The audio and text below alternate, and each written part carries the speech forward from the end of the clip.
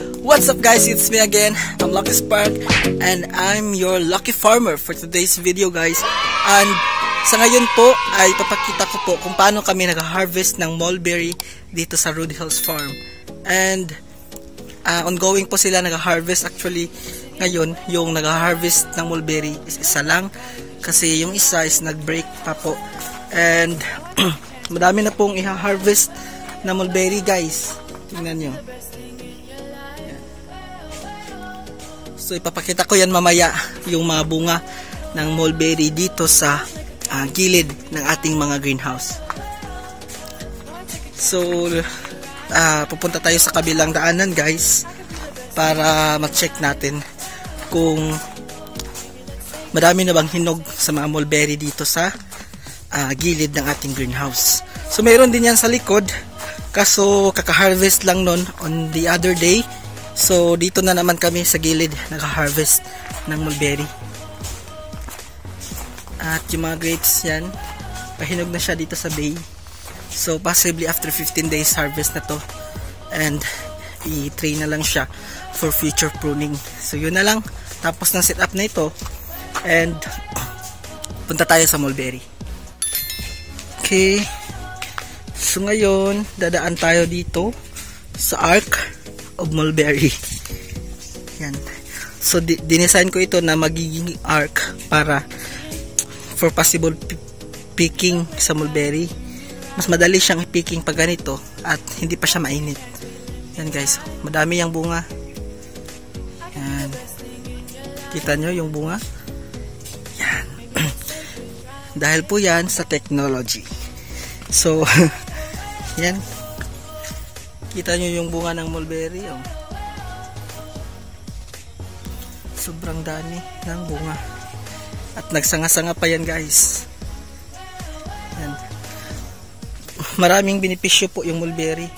So nagulat lang ako ba't kinalbo. Kinalbo nila kasi kakahar lang nung nag-prune dito. Actually yung instruction ko is yung dito lang sa bunga. Pero yung ginawa nila is kinalbo nila yung malapit talaga sa bunga. Pero di naman yan masyado affected sa bunga. Kasi may dahon pa namang natira. Yan. Kita po natin. Madaming bunga guys. Okay. So doon po yung naka-harvest. Madami na siyang na-harvest guys. Tingnan natin.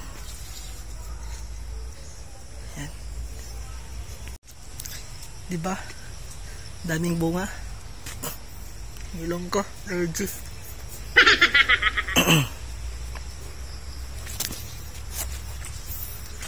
Mana sila guys? Ha? Diba? May tao? Tulo lagi butang ni Luloy man. So mana sila ng harvest. Daghan na kay bunga buyag. Dagko guys. Mana sila ate. Kuya nang harvest sila sa itong mulberry.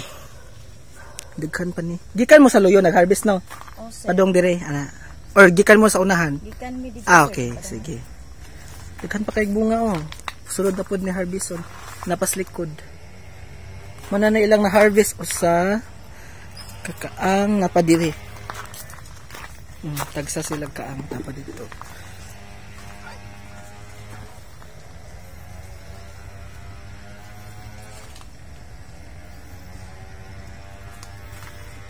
Okay.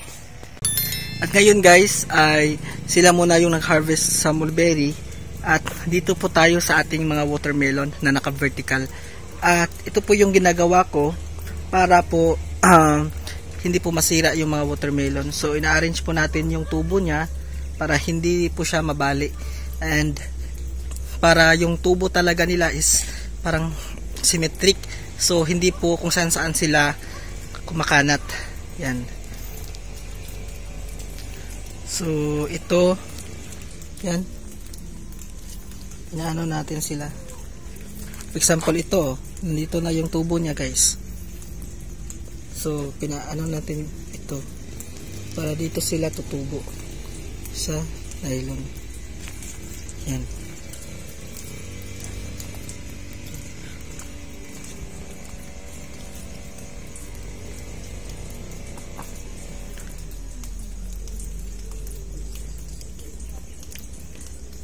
makikita nyo, may mga bunga na dito. Maliliit. Ito yung pang last kasi. Yan. May mga maliliit na. So yung mga malalaki is yung nauna, nandun sa unahan. So papakita natin yan mamaya. Puntahan nga natin para makita nyo na possible pala mag vertical gardening ng mga watermelon under the grapes. So yan, may mga bunga na yan guys, oh. Kita nyo, maliliit pa lang yan. Arrange muna natin. Yan. Okay.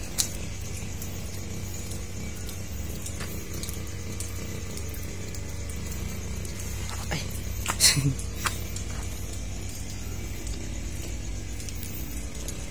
So punta tayo doon. Meron pa.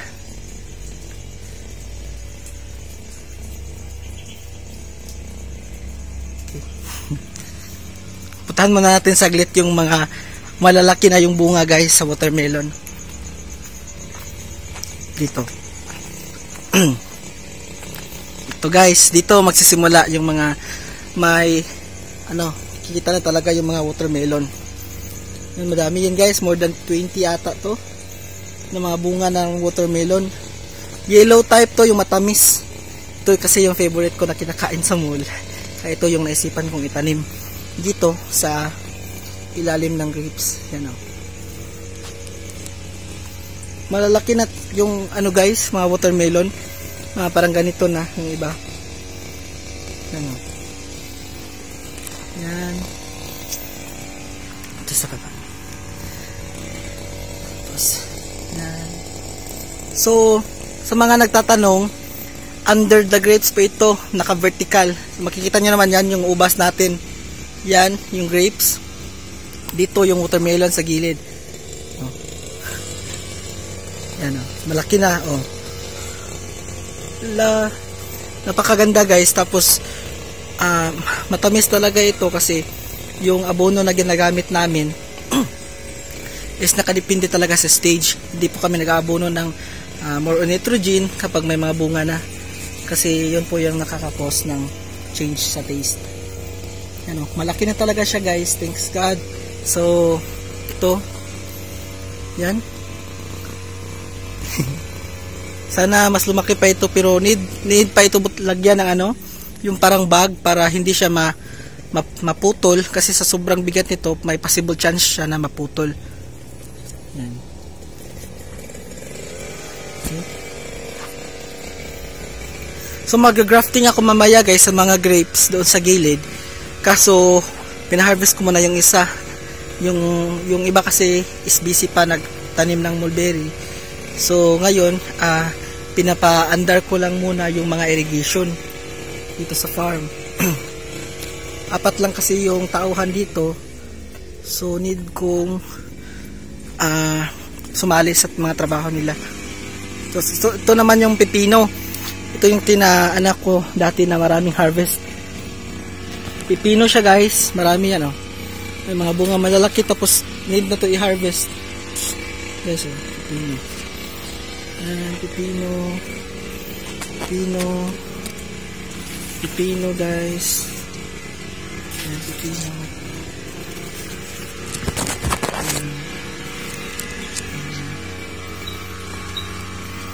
Pipino.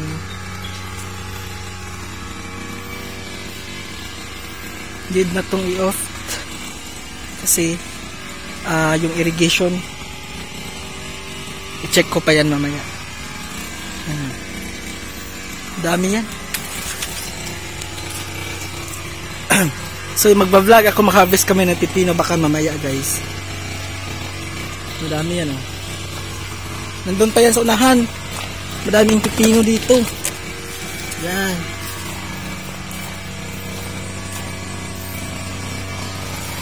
Laki guys eh. Sobrang laki oh.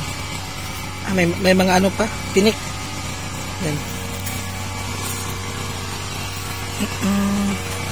Madami yan, pipino. Naka-6 na harvest na kami, ito pang 7.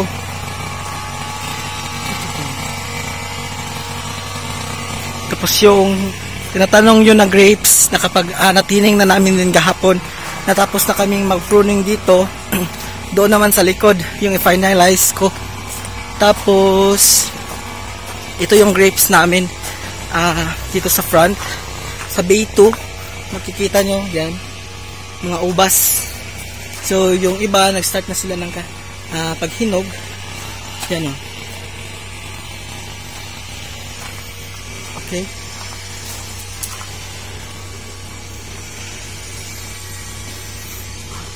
So yan yung mga grapes natin dito, guys.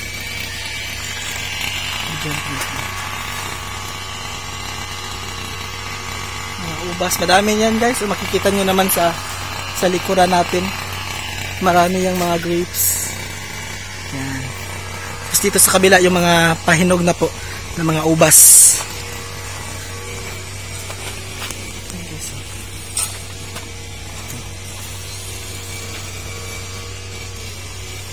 Yun. So, dito lang po magtatapos ang ating vlog, and see you soon on my next farming vlog, guys.